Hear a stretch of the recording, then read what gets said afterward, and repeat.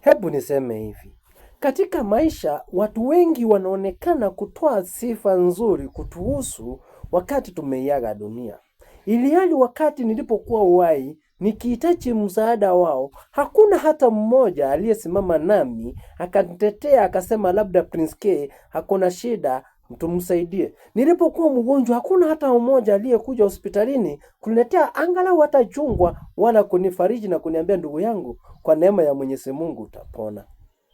Lakini wengi wengine wanakuja wakati nilikuwa na shida labda ya school fees, kalo, mambo ya familia, tukisosana na watu wangu, ni shida, nikinyang'anywa mashamba, hakuna hata mmoja aliyekuja.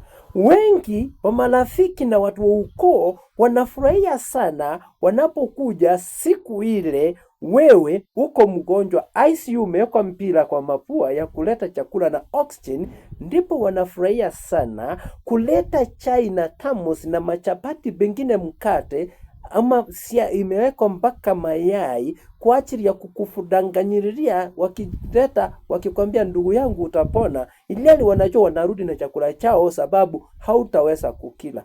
Kama watakiacha pale hospitalini, hule amekuja kukuhudumia ama kukulinda hospitalini ndiye atakula. Je, hivyo kweli huyo mtu amekusaidia ama amecheza na maisha yako? Nisinyamazie hapo. Niseme hivi.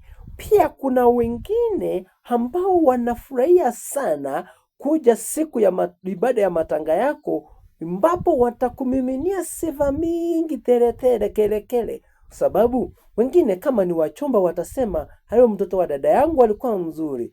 Wakwe watasema uzuri wako. Machirani watasema uzuri wako. Hata kama wewe ulikuwa mwizi, watakumiminia sifa, maana wanajua ya kwamba hautalisikia, watadanganyiria wamalize siku yako ya matanga na kisha waende. Hebu niseme hivi. Jamii inafaa kuwa kio kizuri cha kumulika na kufunza watu na kuwaelimisha na kuwafunda katika maadili na kuwafanya wawe watu wanaofaa katika jamii. Ila badala ya hiyo, jamii imechukua muda mrefu kwa kuwa ndio watapeli wakuu wa kutudanganyiria mambo na kutufanya tujichanganye na kuishi katika maisha ambayo hayafai katika jamii. Niseme hivi. Mfano sahi taifa letu la Kenya linalia na kuomboleza shujaa mmoja amekufa, ambaye ni Baba Raila Amolo Odinga.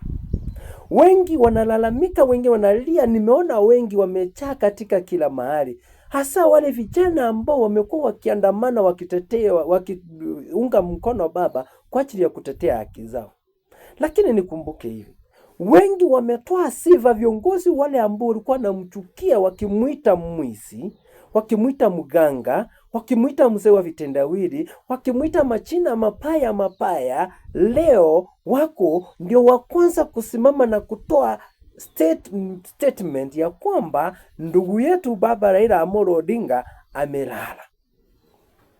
Vile katika jamii ni hivyo ndivyo wanafanya. Nikajiuliza swali, je, mmesahau ya kwamba nyinyi ndio wale mliosema ya kwamba Raila ni mbaya, Raila ni muganga? Leo uganga umeenda wapi? Leo uchawi umeenda wapi? Leo vitendawili zimeenda wapi? Mumemkumbuka kumuita baba, mkamuita afole ni hilo. Ndipo siku sote nasema, hakuna adui wa maisha ya binadamu wa kawaida kama mwanasiasa. Maana mwanasiasa atakuwa akiyatoa mambo mabaya kwako kwa viongozi wengine, ili hali wanajitakia wao. Wanapopewa kiti, wanasahau yale ambayo waliotuahidi sisi, na wao wenyewe wanayachukua na kuanza yao ambayo wanayoyapenda wao wenyewe.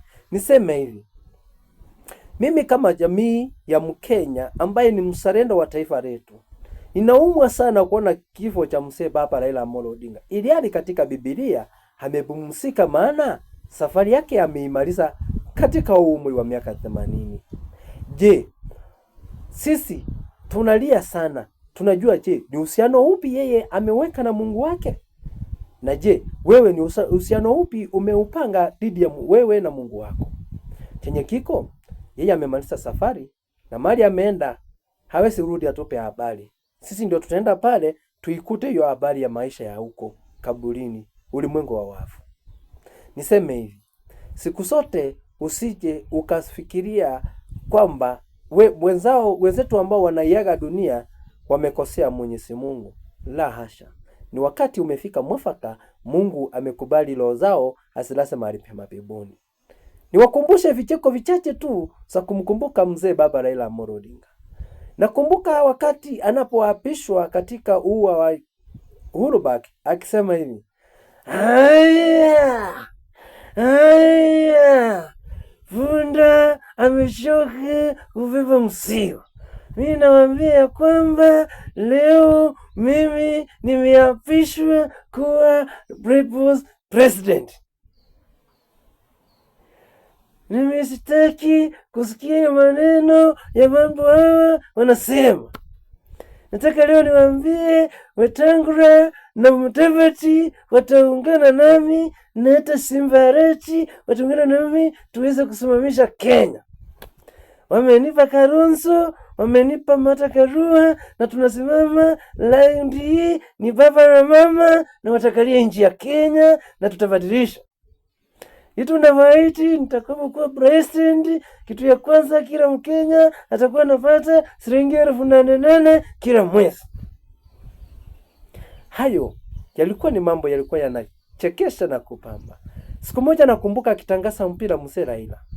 Raila anapewa mpira, amenyang'anya pale na Ruto. Ruto anashanganya mpira tu, amenyang'anya na Wetangula. Wetangula anachenga ya kwanza, amepea Hassan Cho. Amepea na Cho, Cho amepea Ongwae. Ongwae ndio huyo amepea Oparanya. Oparanya anachonga pale, ndio huyo amepea Mudavadi. Mudavadi anachenga ya kwanza, ameangusha Ruto. Ruto ameanguka. Uhuru ndo mnyang'anya, amenyang'anywa tena. Amechukua Mudavadi, amepea Kalonzo. Kalonzo anakuja na mpira, anakuja anapea na Raila. Kwake Raila anachenga ya kwanza, anashonga, anaenda pale